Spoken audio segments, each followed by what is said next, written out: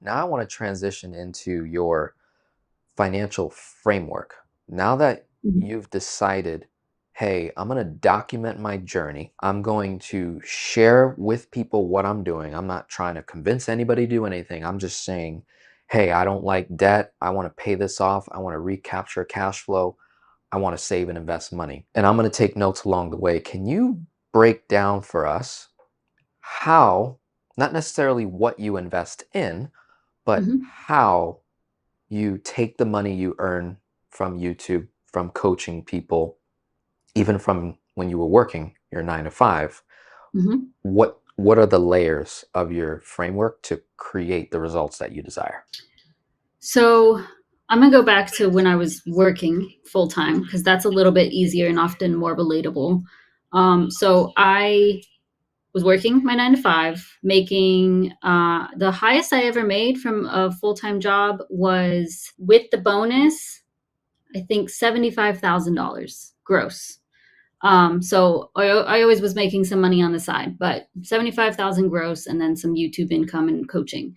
But when working full time, I was contributing to my 401k up to the company match, and then sometimes beyond that, depending on the year, because if I had debt or if I wanted to focus on maxing out my Roth IRA first. So for the most part, contributing at least up to the match for my 401k. I actually didn't have a 401k until 2022. Before that, I had no benefits, just like health insurance at my previous job. Um, Outside of that, Roth IRA has always been important for me to max out. I've been maxing it out only since 2022 as well. I started it a little bit earlier than that, but that's like a big goal of mine. Max it out for as long as I can every single year. Outside of that, savings. I think having a savings amount that is comfortable to the individual is big.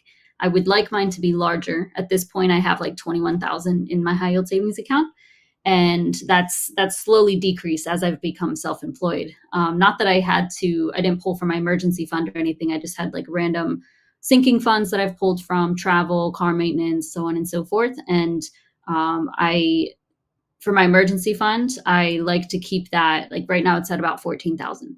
I would like that to be higher, but there were times where I had no money in savings. So this is pretty good for me. But a number that you're comfortable with, I think, is of course key and something that helps you sleep at night. Outside of that, brokerage account if there's room outside of your Roth IRA. And depending on like, I guess I'm talking about myself, but the reason I started adding to a brokerage account was because I knew maybe at some point in the future I would need to pull from it, like in my 50s before actual retirement age. I wanted something that's a little bit easier to pull from versus actual retirement accounts. So I've slowly added to that. But I think the tax benefits with 401k or similar retirement accounts and Roth IRA are like top priority for me. And that's kind of it. I don't keep much in my checking. I like it low because I'd rather my money work for me. Um, but that's just my comfort level. So, did I answer the question? Is that what you're looking Yeah, for? no, that's really good. So that's helping us understand what account that Layla has. So it's Mhm. 401k, Roth IRA. So for you, is it Roth first, then 401k? So currently, because I'm self-employed, I Right. am set up as an S corporation. So I do contribute as the employer and as the employee. So altogether, I'm contributing about 9% of my salary to Gotcha. 401k. So that's just consistent as of right now. And Is that I a would love to solo be able 401k? solo 401k. Yeah. Is it Yep. self-directed or is it just a standard, do you know? What do you mean? So so this is good actually. So self-directed is when you have any kind of qualified retirement account that's going to invest or have the ability to invest in alternative assets. So it's not typically held with like a Schwab or a Vanguard or Fidelity. It's going to Mhm. be held with a custody Mhm. trust firm. That's usually what they call themselves, and you have the ability to buy gold and silver, actual gold and silver. Mhm. You can buy real estate with your 401k. You can buy cryptocurrency. You can basically anything that you can't buy on the exchange or on with any brokerage. So I'm assuming with you, it's your solo 401k is with a brokerage firm. Yeah, Right. it's Okay. with Guideline and invested in Vanguard funds. Okay. Cool. Cool. Cool. Gotcha. Yeah. So it's a standard solo 401k. Yeah. You're getting the tax deferral on your W-2 income, and then you're Mhm. getting the deduction on your business side. Yes. So Mhm. it's kind of like you're offsetting taxes today. You'll still have to pay it later, but you still get the win. Yeah. Versus if you were employed, you don't get that deduction. You only get Mhm. the tax deferral, which you still Exactly. end up, you still end up paying, quite a bit. And then Mhm. so, okay, so boom, 401k first, then it's Roth IRA, and you like to really max that out. Mhm. So for you, it's before I even get income, I'm already invested. So Yeah. I have this mentality of spend less than what I make. So that's a Yes. framework. Yeah. So, and you're taking money off the top that you're not going to be able to touch till Mhm. after 59 and a half into the 401k and the Roth. Great. Mhm. Then from there, you get your money, lands into your checking account, and you said savings, emergency funds, sinking funds. Mhm. When it comes to savings and emergency, out of curiosity, with the savings account that's sitting in the high yield, is that money you're just saving for future investment, future expense? And then the Mhm. emergency is like, I don't touch this no matter what kind of deal? Like, is it like stuff has to go bad in order for me to like, and it's in two separate accounts? Is that right? Exactly. So Okay, I use gotcha. Marcus, and it's like different. I have 8 different accounts with Marcus that I have like labeled with my different sinking funds. Emergency fund, I don't touch it unless it's like a true emergency, and I'm grateful to say I haven't touched that in quite some Yeah, time. It's just kind of growing at this point. And then I have like a travel sinking fund, car maintenance, car insurance, business. Now I have like a wedding fund. So those I add to more regularly, just depending on kind of what's going on with life. So they shift like typically every year or so how much I put to them on a monthly basis, or something like I won't have the wedding fund forever. It's just for some time. And some of them I've had for years, like a gift sinking fund, so that if there's birthdays, I can pull from that instead of having to be like, oh no, where do I, if I have like a slower month as far as income goes, I have that backup money in case I need it. got it.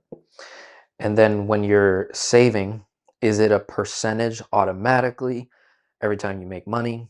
Or is it more of after you've paid your bills and expenses, what's left over, you take a percentage of that and save it? How exactly is that money flowing to those savings accounts? For some time, when I had my full-time job, I always had a certain amount going to the sinking funds on a monthly Gotcha. basis. So I would say like, you know, $75 to gifts, X amount to travel, so on and so forth.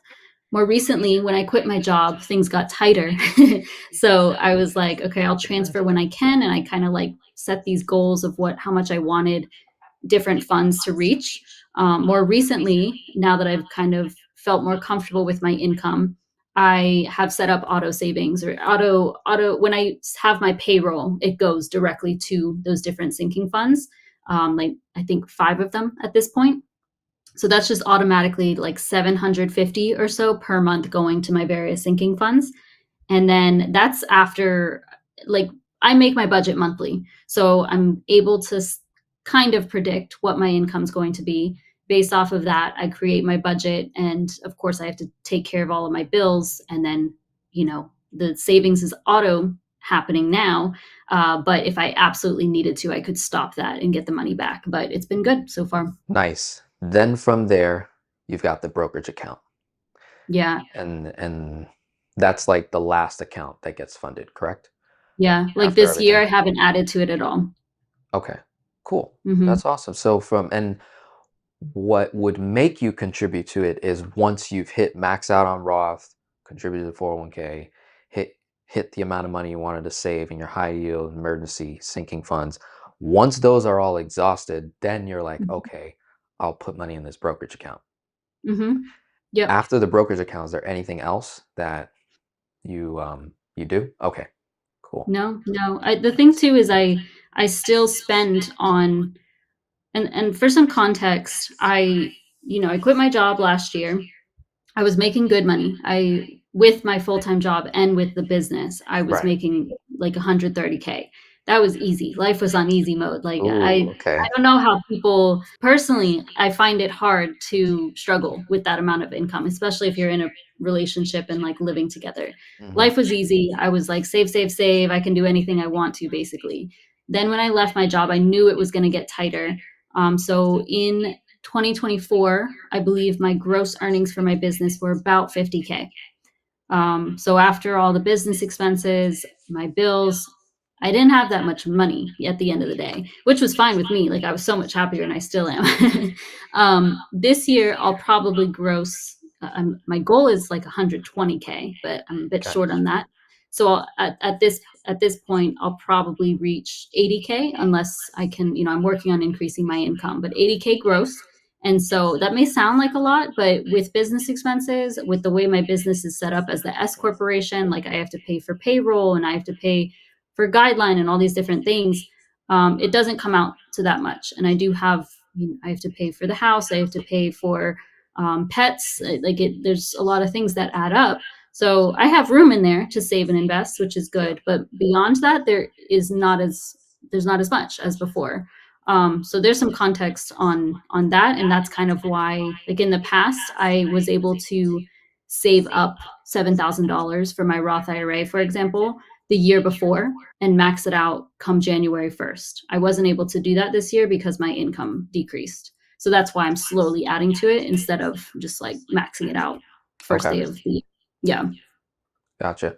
So just to recap here for the audience, I really getting so much value out of this. So it's you got again contributing to your 401k, maxing out your Roth when you can, right? Hmm. Uh, then from there it's savings, emergency funds, sinking funds. Then from there it's the brokerage account. A mentality is you spend less than what you make. That is something I've been preaching for the last 7 years, and Hmm. that's a tough one.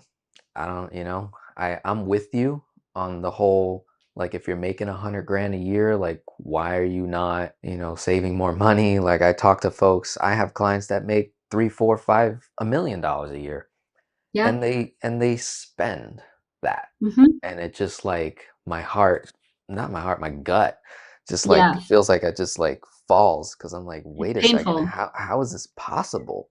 Like, what are we Yeah. talking about? Even with kids, you know what I mean? I'm like, wait, like Hmm. how is this possible? Hmm. So yeah, that mentality of spending less than what you make for you, is it a matter of this is the lifestyle I simply want to live, or is it I'm doing this because of the rewards that comes out of it?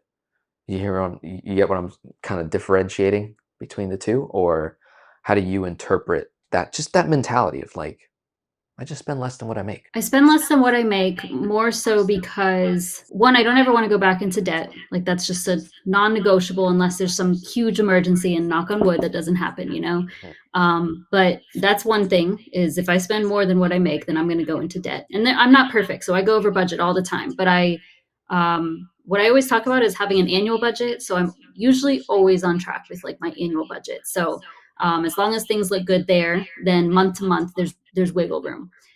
So I'm never perfect, but I don't want to go into further debt.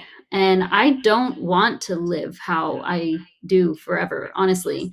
As in, I would love to make more money and spend more money on things that make me happy, whether it's like more travel, we're living in the location that we're in because it's more affordable. Do I love it out here? No, but it's fine. Like this is living below our means, because out of necessity, if we were to go somewhere else, we wouldn't be able to afford it and we would live like a lot of other people do.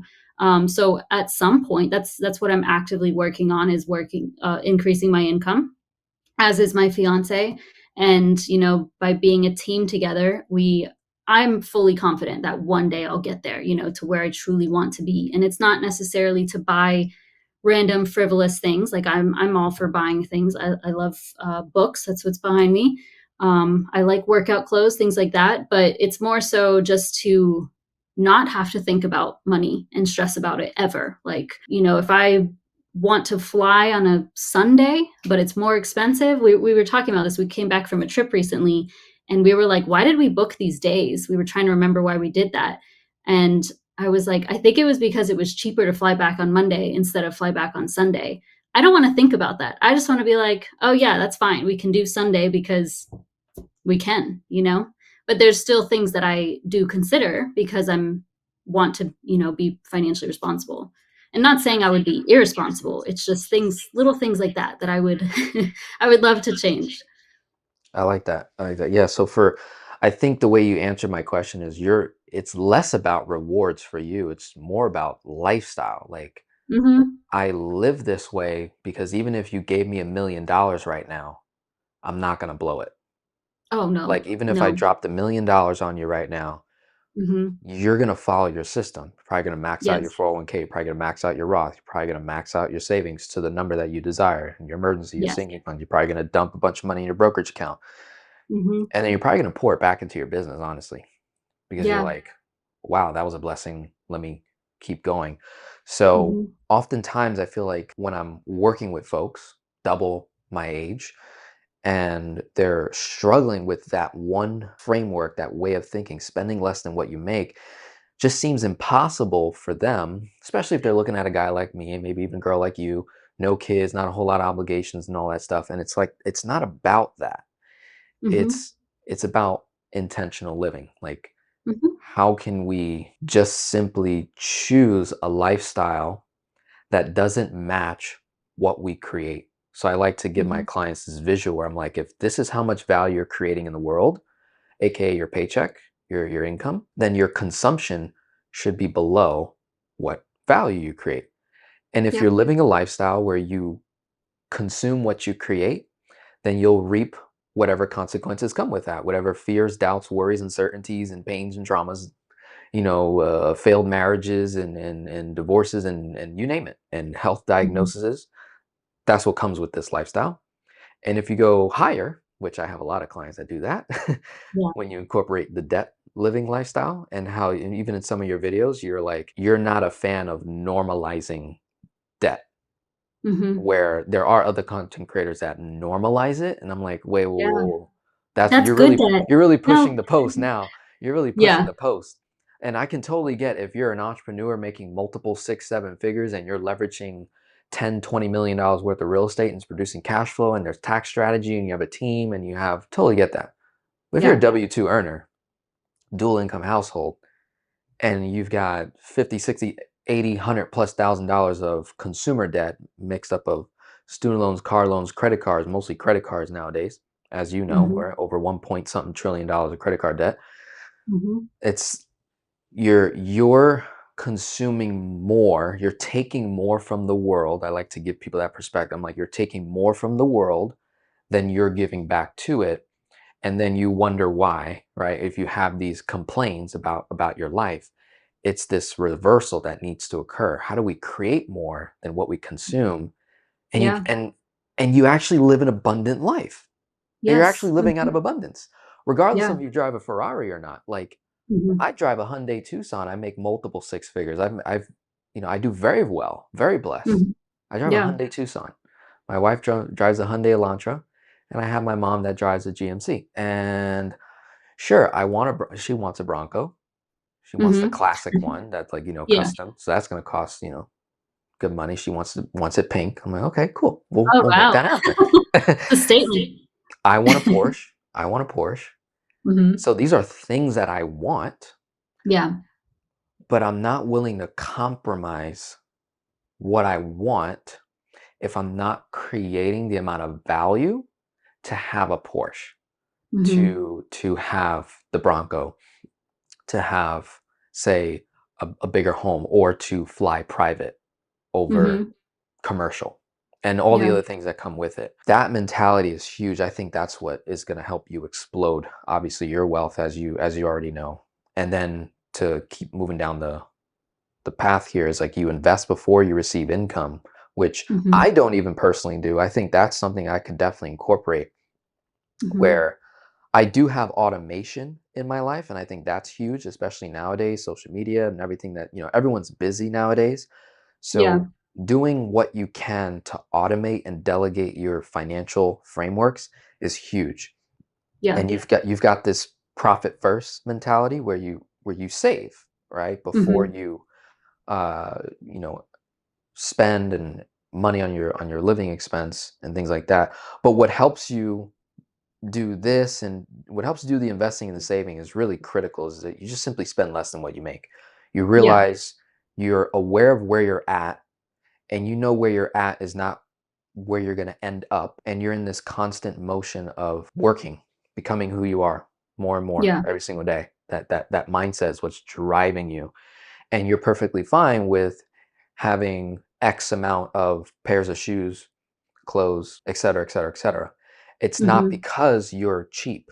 It's not because you're Right. trying to be cheap or you're Yeah. trying to, like, I don't know, like it's not like, I think that's where a lot of people really mess themselves up or they shoot themselves in the foot is they think they're going less by Mhm. spending less. And I would argue, no, that's not necessarily the case. It's like you're Mhm. just being more intentional with every dollar you spend, whether it's at the grocery store, whether it's the clothes you wear. I like to, when I go buy clothes, things like that, I'm like, will this bring joy to my wife, to my family? Yeah. To like, Mhm. will I enjoy this purchase?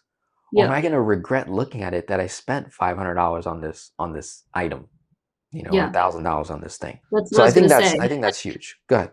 Yeah, yeah, that's what I was gonna say, like, getting down to what it is that you wanna prioritize in your life. That's kind of what I try to talk about with my clients because I can't sometimes people will say, like, "Oh, is it bad that I'm spending this much on food out or this much on groceries?" Like, I can't answer that for you. It's up to you It because depends. I That's have what I some say. clients who yeah, you can spend 1,000 plus on food out if that's what you really value. For me, I barely budget $50 a month on food out because I don't wanna spend on food out.